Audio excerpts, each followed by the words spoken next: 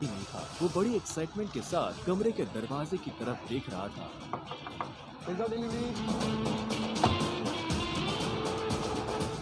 Sir, order सिर्फ 500 का था, आपने मुझे 1000 क्यों दिए? तुम डिलीवरी वाले बहुत मेहनत करते हो दोस्त। ये 500 रुपये तुम्हारी टिप। Thank you sir. इधर अभिनव उस पिज्जा बॉक्स को ध्यान से देख रहा था। उसे याद नहीं आ रहा था कि उसने आखिरी बार पिज्जा कब खाया था। वैभवी और अपने लिए घर लेने के चक्कर में उसने अपनी कितनी इच्छाओं को मारा था, इसका एहसास उसे आज हो रहा था। लेकिन अब वो रुकने वाला नहीं था। शाम को अभिनव होटल सैफायर जाने के लिए तैयार होने लगा था। उसने ग्रे कलर की शर्ट और ब्लैक कलर की पैंट पहनी थी। अभिनव के पास पहनने के लिए इससे अच्छा और कुछ नहीं था। जैसे उसने होटल को बाहर से देखा तो देखता ही रह गया। उसने आज तक इतने बड़े होटल को इतने पास से नहीं देखा था। रुको, अंदर का जा रहा है? अंदर ही जा रहा हूँ, क्या दिक्कत है? अंदर जाना है तुझे? तुझे क्या लगता है कि मैं तुझे अंदर जाने दूंगा? क्यों नहीं जा सकता मैं अंदर? अभिनव समझ गया था कि चीफ सिक्योरिटी ऑफिसर उसके कपड़े देखकर उसे जज कर रहा था। सुन, मैं तेरे जैसे लोगों को बहुत अच्छे से जानता हूँ। फालतू का तमाशा मत कर, निकल यहाँ से। कैसे जानता है तू मुझे? रिश्तेदार है मेरा। जब मैं अंदर जाने के लिए आया हूँ तो वापस क्यों जाऊँगा? ये होटल क्या तेरे बाप की है? बोलना। ये सुनते ही अभिनव का माथा गर्म हो गया, लेकिन उसने गुस्से में कुछ नहीं किया। वो शांत रहा ताकि लोगों का ध्यान उसकी तरफ ना जाए। अभिनव 2 कदम पीछे हटा और उसने फोन निकालकर अकरम को फोन मिला दिया। हाँ टाइगर, कहाँ पहुँचे? मैं ये होटल की एंट्री पे हूँ अकरम। हमारा टेबल नंबर क्या है? Table number? अरे मैं इस होटल का मालिक हूँ, मुझे टेबल बुक करने की जरूरत नहीं है। तुम अंदर जाओ, आराम से बैठो, बस मैं पहुँचने ही वाला हूँ। मैं अंदर नहीं जा पा रहा हूँ। यहाँ पे कोई ये सिक्योरिटी वाला खड़ा है, वो कह रहा है कि मेरे जैसे इंसानों को अंदर नहीं जाने देता है। और ये कथा, तुम एक काम करो, बस 10 मिनट में मैं पहुँचने वाला हूँ, तो वेट करो, ठीक है? और ये इस ऑफिसर की वजह से मैं तुमसे माफी मांगता हूँ। ठीक, नहीं कोई बात नहीं। क्यों? बहुत हीरो बन रहा था ना? मैंने कहा था मैं तुझे अंदर जाने नहीं दूंगा। अगर प्रधानमंत्री को भी कॉल करेगा ना, तब भी नहीं, समझा? चल निकल यहाँ से। अरे वो देखो, तुम्हारा निठल्ला एक्स। आजा मजे लेते इसके।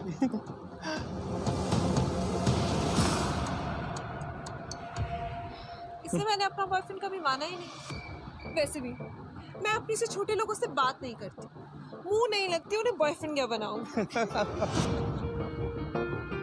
तुम छोटे आदमी के मुंह नहीं लगती होगी, लेकिन ये छोटा आदमी तुम्हें एक सलाह देना चाहता है। इंसान की पहचान उसकी जुबान से होती है। जुबान संभाल के बात करो, वरना किसी दिन यही जुबान तुम्हारी जान ले लेगी। वाह, क्या बात कही है। ताली बजाओ। Very nice. तो फिर तुमसे तुम्हारे पैर क्यों नहीं संभालेगा?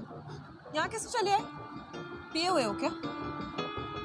अकरम ने बुलाया मुझे यहाँ पे। अच्छा, अरे हाँ याद आया, अकरम सर ने उस दिन कहा था तू उनके किसी ड्राइवर का बेटा है, तो यहाँ अपने बाप की जगह ड्राइवर की नौकरी मांगने आया क्या? सही है, लेकिन वो रखेंगे ही नहीं। तेरे जैसे गरीब को वो ड्राइवर भी नहीं रखेंगे। आए हो मतलब तुम्हें बुलाया नहीं गया? वो उठा के चले आए। भिखारी कहेंगे। आया नहीं हूँ, बुलाया मुझे, अकरम ने बुलाया है। मुझे पता ही था ये कोई पागल है। तभी वहाँ एक काले रंग की चमचमाती हुई महंगी सी गाड़ी आकर खड़ी हो गई। सभी पलटकर गाड़ी को देख रहे थे। अकरम गाड़ी से बाहर निकला और उसके साथ एक और आदमी था। वो देखने में लंबा चौड़ा और मजबूत था। वो और कोई नहीं बल्कि बलराज था। वो एक बहुत ही फेमस कपड़ों की कंपनी का मालिक था और साथ ही द माफिया किंग का एक मजबूत पिलर। उसे देख अभिनव की आंखें खुली की खुली रह गई। उसने बलराज के बारे में सुना था।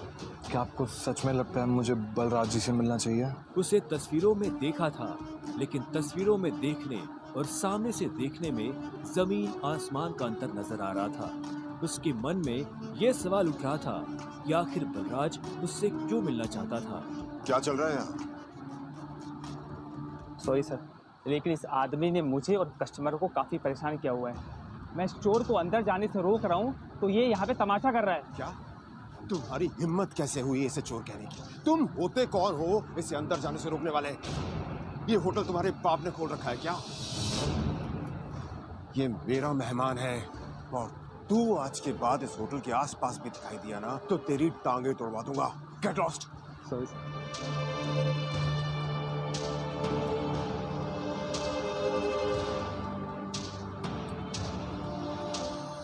आई एम सॉरी टाइगर, इस बेवकूफ की वजह से।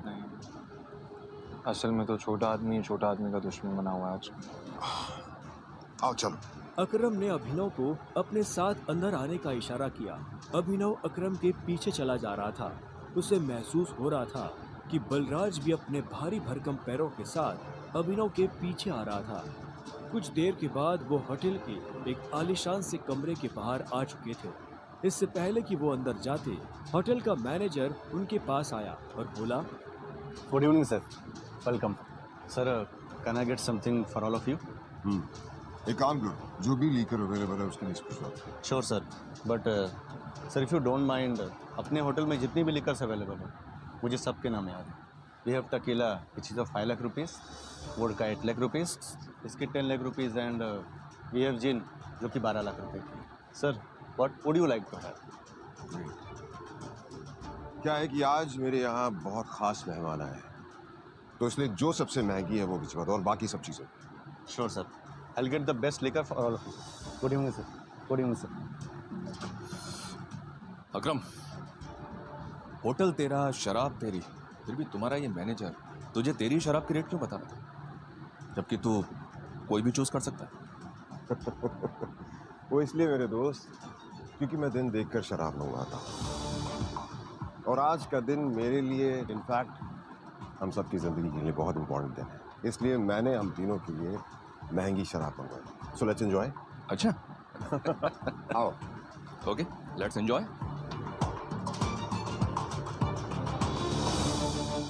अब तुम्हें यहाँ अपनी पहचान छुपाने की जरूरत नहीं। ये रूम प्राइवेट भी है और सबसे सेफ भी। बैठो। वो एक आलीशान कमरा था। वो तीनों बैठ गए।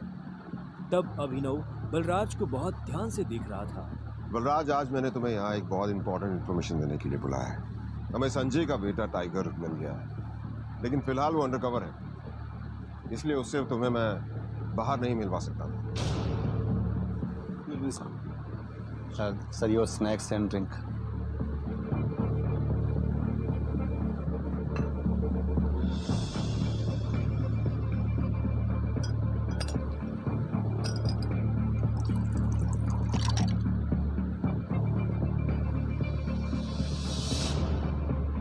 Sir Sure. Cheers. Cheers.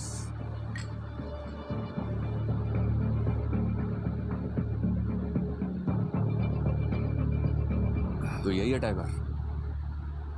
हाँ, ये है हमारा टाइगर और मैं चाहता था ये हमारी टीम के बड़े और भारी मेंबर्स से मिलने, और मिलने के बाद जिस तरफ हम बढ़ रहे हैं उस तरफ बढ़ने में ये हमें लीड करे।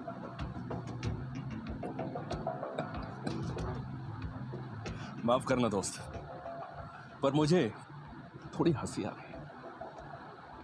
वो क्या है ना, सब कुछ तो तू ही बोल रहा है। हमारा ये टाइगर गूंगा है क्या? हाँ बलराज, तुम्हें टाइगर के बारे में इस तरह से बात नहीं करनी चाहिए। माफ करना दोस्त, माफ करना। बोल्डनेस अच्छी लगी मुझे तुम्हारी। अच्छा,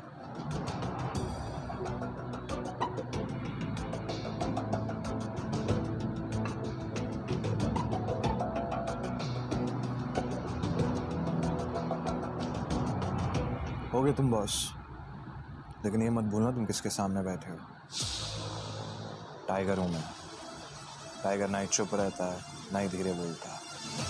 टाइगर सीधा धाड़ता है।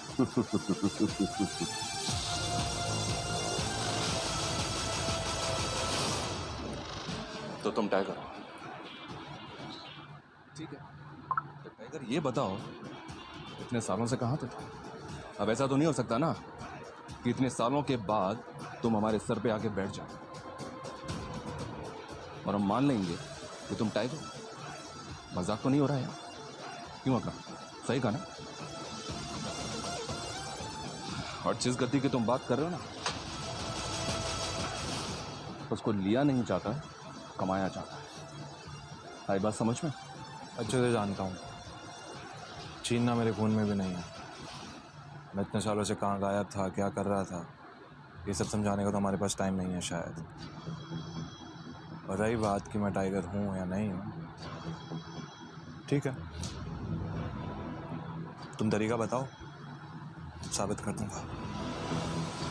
शाबाश, ये हुई ना बात। अकरम ने मुस्कुराते हुए अभिनव को देखा। उसकी आंखों में अभिनव के लिए गर्व की भावना झलक रही थी। उसने जितना सोचा था अभिनव उससे भी खूंखार था, लेकिन बलराज के माथे पर शिकन बरकरार थी। उसकी आंखों से पता चल रहा था कि वो इतनी जल्दी अभिनव को टाइगर नहीं मानने वाला था। वैसे भी पूरे ग्रुप में अगर बलराज किसी चीज के लिए जाना जाता था तो वो थी उसकी जिद। वो इस बात को नहीं पचा सकता था कि कल को एक बच्चा उसके सर पर बैठकर राज करे। सिर्फ अकरम की शाबाशी से काम नहीं चलेगा प्यारे, पर मैंने अभी एक्सेप्ट नहीं किया है कि तुम टाइगर हो। तुमने कहा कि तुम साबित कर सकते हो कि तुम टाइगर हो, तो ठीक है, मैं तुम्हें चैलेंज देना चाहता हूं। ये क्या कह रहे हो तुम? Relax Akram, relax. Let's fight, लड़ते हैं। अगर तुम जीते तो हम मान लेंगे कि तुम टाइगर हो, लेकिन अगर तुम हारे तो हमसे कुछ पैसे लेना और गुड़गांव से कहीं बहुत दूर जाकर सेटल हो जाना। बलराज, क्या कह रहे हो तुम? ये सही नहीं है।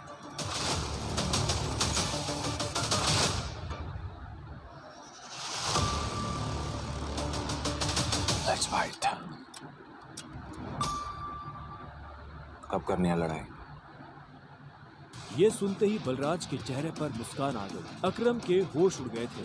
अब आगे क्या होने वाला था? क्या अभिनव बलराज को हरा पाएगा या उसे अपने पिता का दिया हुआ सब कुछ छोड़कर हमेशा के लिए दूर जाना पड़ेगा? जानने के लिए सुनते रहिए